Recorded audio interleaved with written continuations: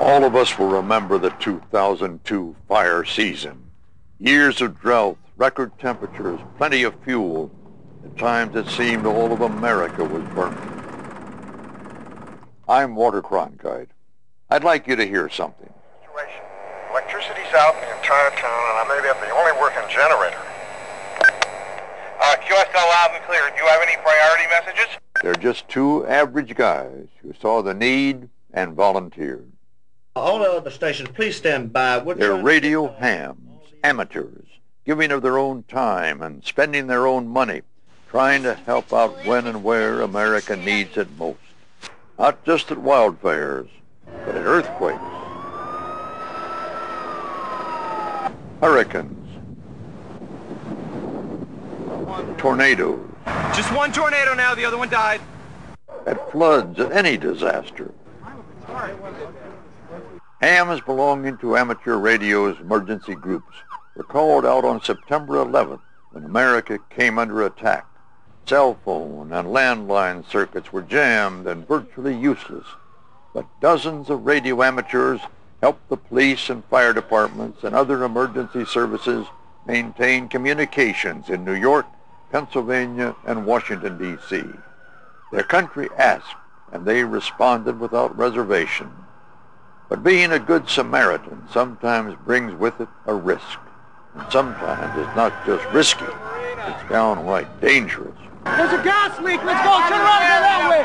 Gas leak. That's exactly what happened in Colorado in June 2002 on the 137,000-acre Hayman fire.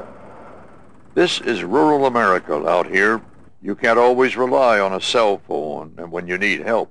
It looks like the wind shifted back to the west and or northwest, and it's moving the fire back in this direction.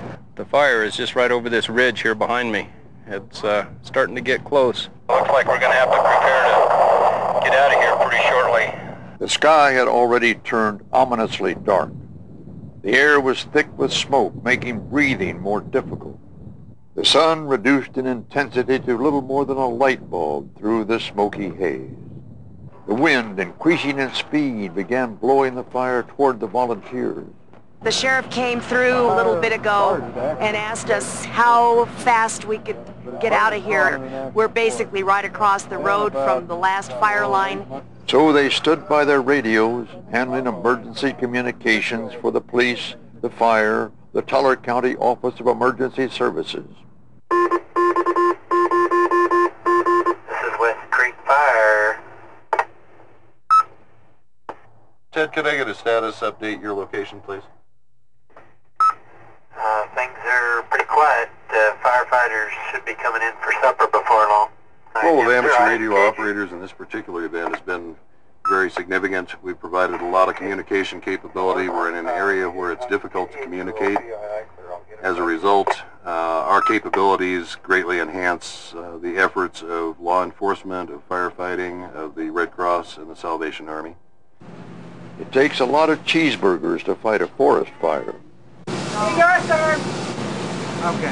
Got it? Thank you. In the end, there was a break in the weather. The winds changed, and all of the emergency workers, the firefighters, the police, the radio amateurs, handling the communications, all of them were safe. This is WG0N. I'll be coming back to the command center. You know, we call them radio amateurs, but their skill levels are anything but amateur.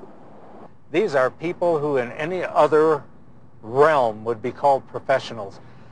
They're the people who know how to put the pieces together, know how to build the networks, know how to get information from one place to another when every other system has failed. I don't think that's amateur. Ham radio has been around for 100 years, but that doesn't mean out of date. Even America's space shuttle and the International Space Station have ham radio on board, and it's not just for the enjoyment of the crew. Do you tend to reevaluate your life when you look at the Earth? Over. When you float up here above the Earth in our little spacecraft and look down at the great big spacecraft that we all fly on, it makes us all think about what our priorities are. Over. Someone once said, and it's probably true, that amateur radio is the only fail-safe communication system in the world. Many of you know I'm a sailor. I really enjoy being on the sea with the wind at my back, underway, under sail. What most of you don't know is I'm a radio ham too.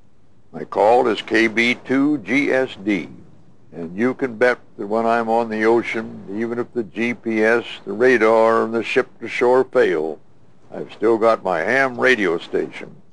It really is the best backup communication system in the world, and that's the way it is.